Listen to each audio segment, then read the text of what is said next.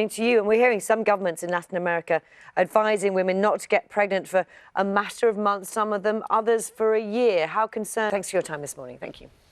Let's see, time now is 6:43. You're watching Breakfast from BBC News, and that is our main... Let's take a moment and have a look at this morning's weather. And, Carol, it was looking pretty grim when I came in this morning. Morning. Very much indeed. See you later. We're going to talk about that EU draft agreement now. Steph, it's interesting, isn't it? Because individuals will be thinking, what do we make of it? What does it mean for individuals? But businesses too, asking those questions. And it's complicated, and that's what businesses are doing now, is trying to digest what came out yesterday and see what it actually means for business. Tim Muffet there speaking to a Home Guard veteran, Clifford Lord. Yes, a reminder, the Dad's Army film is in cinemas from this Friday. And we'll be talking about it as well a little bit later. Right now we can catch the news, the travel and the weather wherever you're watching Breakfast. We'll have the headlines at 7.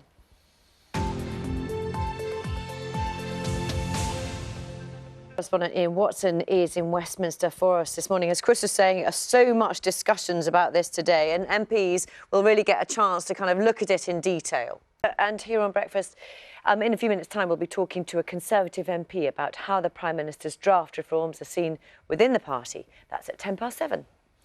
A patient in the United States is thought to have contracted the Zika virus through sexual contact. Dallas County Health and Human Services said the person had not travelled to infected areas, but their partner had returned from Venezuela. Scientists believe the virus is almost always passed on by mosquitoes, as our correspondent James Cook. Care they'd like to, and they're being forced to let patients down. An online survey of practices in England suggests that more than half felt that the quality of service they offered had deteriorated over the last year. The Department of Health says it's boosting funding for general practice and looking at ways to cut bureaucracy. Our health correspondent Adam Brimelow reports. Story at lunchtime today, David Cameron will field questions from all sides of the chamber as he tries to win over MPs on his draft deal with the European Union. But winning over MPs here is only half the battle. For the deal to go ahead, he'll also have to get the support of the other 27 member states of the European Union. The Prime Minister will need to put on the charm as he makes a whirlwind tour of countries like Poland, who have been wary about how limits on benefits and work could affect their nationals living here, to get them on side.